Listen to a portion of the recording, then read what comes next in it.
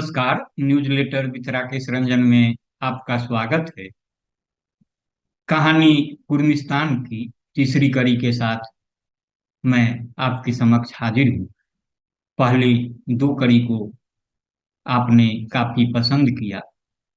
यह तीसरी और अंतिम कड़ी है। इसे लिखा है वरिष्ठ पत्रकार अरुण कुमार मयंक ने। मैंने इसे तापमान लाइव डॉट कॉम से आपके लिए खास तौर से लिया है। तो मयंक लिखते हैं कि लोग बताते हैं कि 2014 के चुनाव में इंजीनियर प्रकाश के बढ़ते जन समर्थन को देखकर मुख्यमंत्री नीतीश कुमार को खुद जदयू के चुनाव अभियान से जुड़ना पड़ गया था। उन्होंने हर जगह मतदाताओं से विनती की और कहा कि बस एक मौका दीजिए, अगली बार कुछ ऐसा हित पर अवश्य ध्यान देंगे। उस चुनाव में कौशलेंद्र कुमार जदयू के उम्मीदवार थे। वह मुश्किल 9,627 मतों के अंतर से जीत पाए।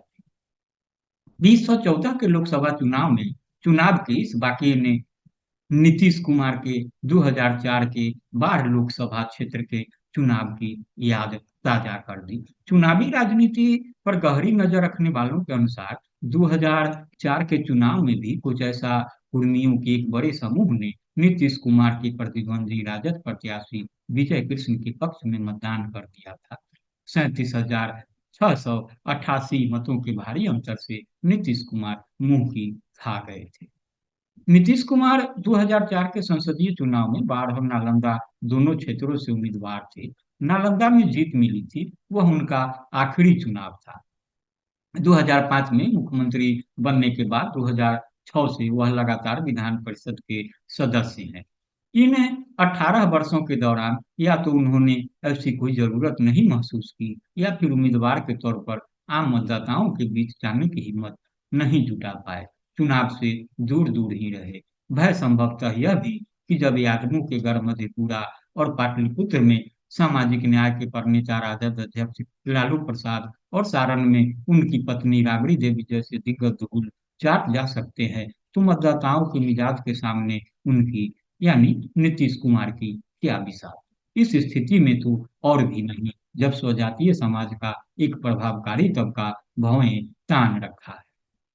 लालू प्रसाद की हार गैर यादव और गैर मुस्लिम जातियों की गुलबंदी से हुई थी।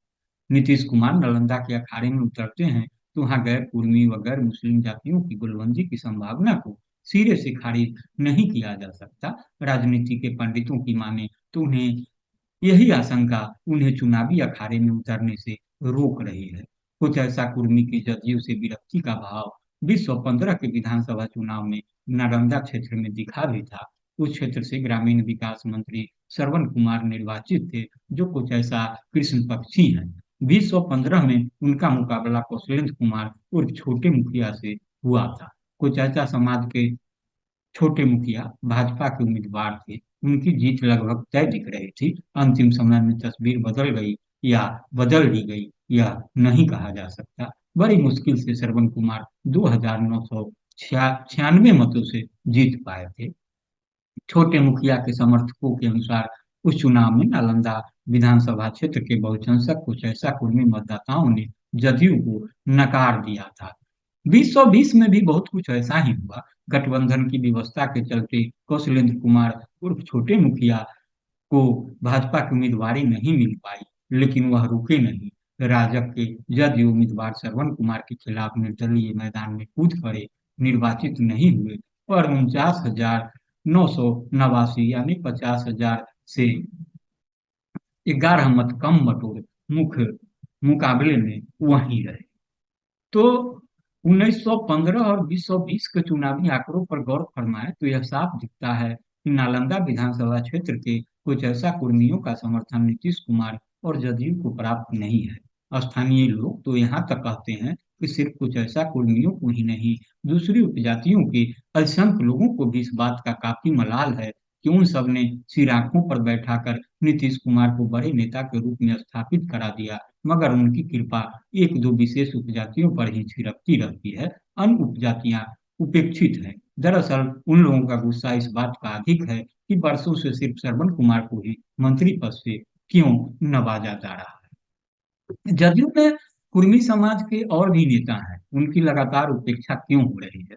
उमड़ते घुमड़ते इन सवालों के बीच जदयू के बारे में नालंदा का मिजाज बदल रहा है, ऐसा सामान्य लोग भी महसूस कर रहे हैं।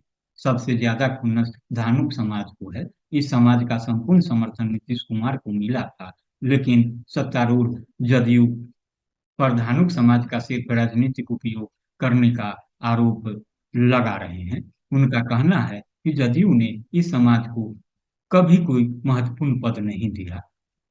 भाजपा ने शेखपुरा के धानुक नेता शंभू शरण पटेल को राज्यसभा की सदस्यता दिलाई। इस कारण यह समाज भाजपा से कुछ अधिक प्रभावित दिख रहा है। तो आप इसे सुने और गुने। मेरा आग्रह होगा कि आपने न्यूज़लेटर मित्र राकेश रंजन को सब्सक्राइब नहीं किया है तो सब्सक्राइब करें। आप देखने सुनने के बाद शेयर भी करें और कमेंट भी अवश्य दें। तो नमस्कार।